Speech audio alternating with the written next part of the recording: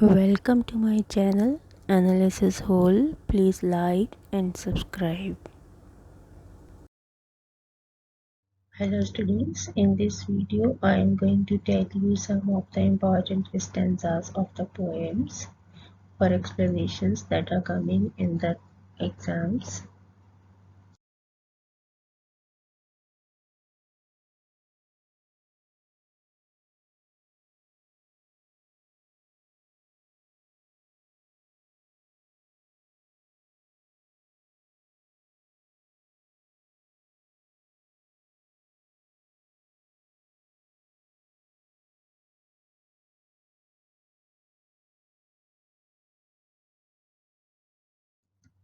So, first poem is Let Me Not to the Marriage of True Minds.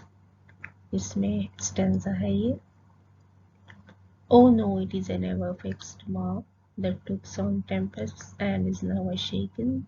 It is the star to every wandering bark, whose words unknown, although his height be taken, loves not time's hold the rosy lips and cheeks. Within his bending sickle's compass love alters not with his brief hours and weeks, but bears it out even to the edge of doom. Next poem is A Valediction Forbidding Mourning by who is the poet of this poem? John Donne. So first stanza is As virtuous men pass mildly away and whisper to their souls to go, whilst some of their sad friends do say, the breath goes now and some say no. Second stanza इसी poem से Moving of the earth brings harms and fears. Next stanza same poem से है A Valediction Forbidding Mourning से Are two souls therefore which are one, thou I must go, endure not yet a breach, but an expansion like gold to airy thinness beat. Next stanza, same poem. If they be two, they are two, so as stiff twin compasses are two. Thy soul, the fixed foot, make no show to move, but that if the other do.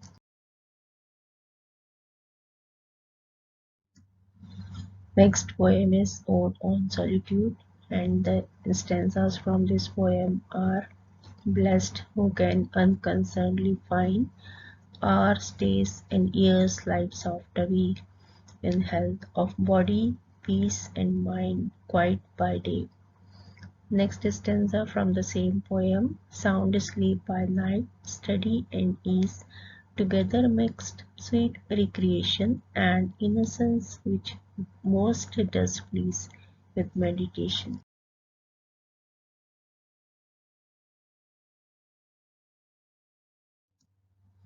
Now next poem is The World is Too Much with Us. इसमें ये stanza है You have to prepare this stanza. Great God, I'd rather be a pagan suckled in a great outworn. So might I, standing on this pleasant lake, have glimpses that would make me less forlorn, have sight of Proteus rising from the sea, or hear old Triton blow his red horn.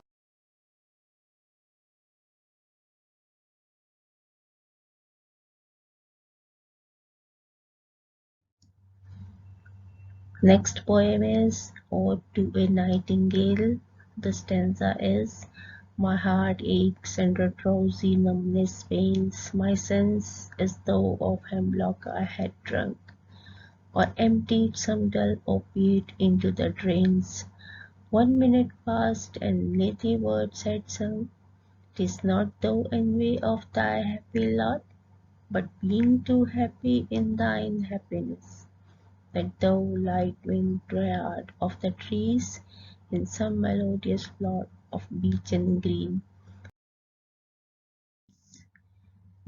Same poem next stanza ये stanza भी odd to a Nightingale से ही लिया गया है Fade far away, dissolve and quite forget what thou among the leaves hast never known, the wherein is the fever and the fret, here where men sit and hear each other groan, where palsy shakes a few sad last grey hairs, where youth grows pale and spectre thin and dies, where but to think is to be full of sorrow and laden-eyed despairs, where beauty cannot keep us lustrous tomorrow.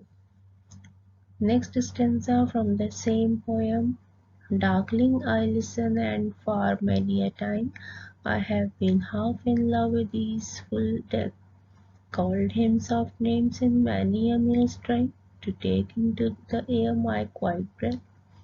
Now more than ever seems it rich to die, to seize upon midnight with no pain, while thou art pouring forth thy soul abroad in such ecstasy. Still, wouldst thou sing and I have ears in vain? To thy high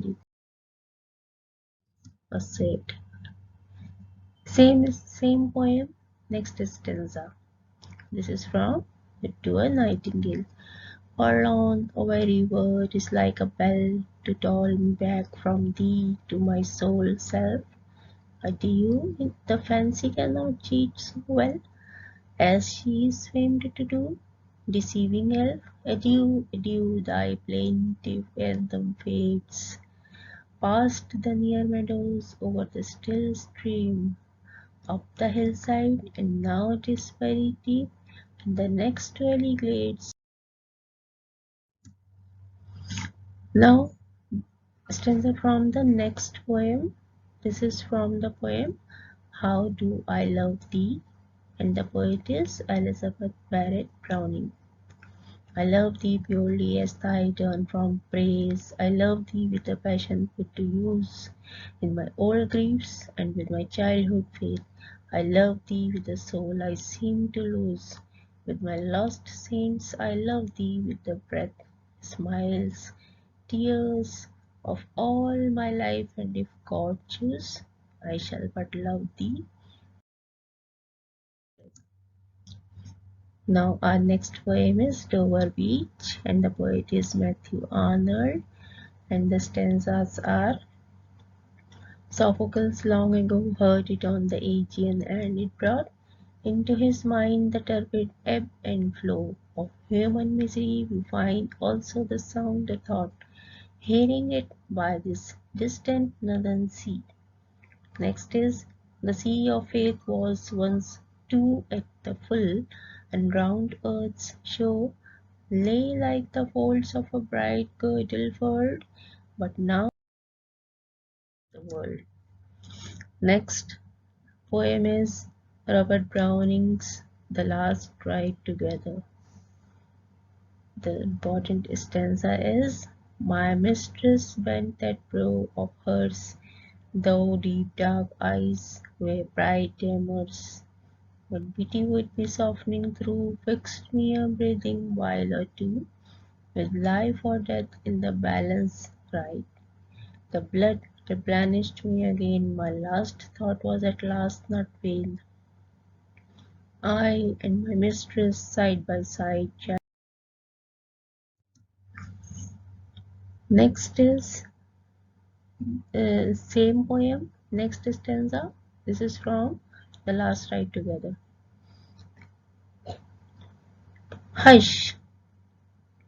If you saw some western cloud, all billowy bosom overbowed, by many benedictions, sun and moons and evening stars at once, and so you, looking at loving best, conscious grew your passion true, cloud sunset, moonrise, star shine too, down on you, near. Next stanza from the same poem. Fail I alone in words and deeds? Why? All men strive, and who succeeds? We rode, it seemed my spirit flew, saw other regions, cities new, as the world rushed by on either side. I thought all labor, yet no less, bear up beneath their unsuccess. Look at the end of work contrast, the petty done, the undone vast. This present of theirs with a hopeful past, I hope she would love me. Another stanza from the same poem, and you, great sculptor, so you gave a score of years to art, her slave, and that's your Venus. Whence we turn to yonder girl that forlorn burns, you acquiesce, and shall I repine? What man of music, you grown grey with notes and nothing else to say? Is this your sole praise from a friend? Greatly his opera's strains intent, put in music we knew how fashion. Now our next poem is The Lake Isle of Innisfree. The poet is W.B. Yeats, and the important stanza from this poem is and I shall have some peace there, for peace comes dropping slow, dropping from the vales of the morning to where the cricket sings. There midnight's all a glimmer, and noon a purple glow, and evening full of linnets' wings.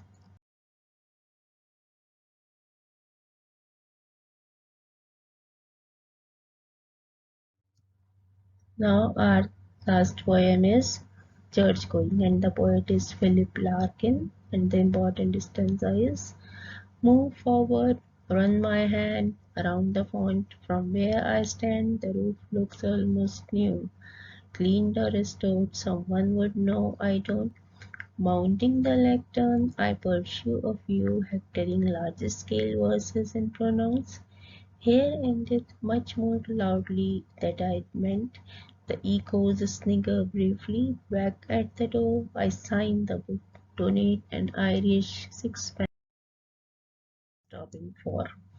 Next stanza is or after dark will dubious women come to make their children touch a particular stone, pick symbols for a cancer, or on some advised night we see walking a dead one.